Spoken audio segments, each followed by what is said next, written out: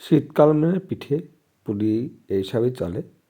আমি কিন্তু নিজের হাতে একটা নতুন পিঠে বানিয়েছি, যে পিঠে হয়তো আমার মা ছাড়া অন্য কারো হাতে হয়তো ভালো না।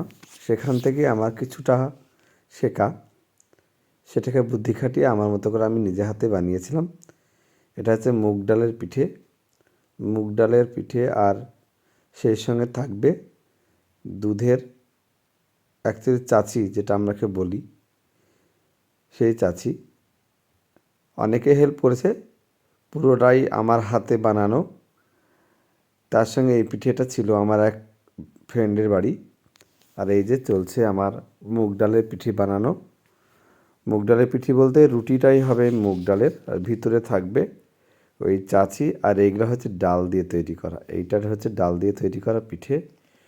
অনেক সুস্বাদু খেতে, যদিও আমি খেয়ে ফেলেছি অনেকগুলাই। আর সেই সাথে আপনাদেরকে দেখিয়ে দিলাম আমার পিঠে খাওয়া ভিডিও। অবশ্যই এই শীতে কে কী পিঠে খেয়েছেন অবশ্যই জানাবেন কমেন্টসে। আর আমাদের ভিডিও ভালো লাগলে অবশ্যই কমেন্টসে জানাবেন। সবাই ভালো থাকবেন, সুস্থ থাকবেন।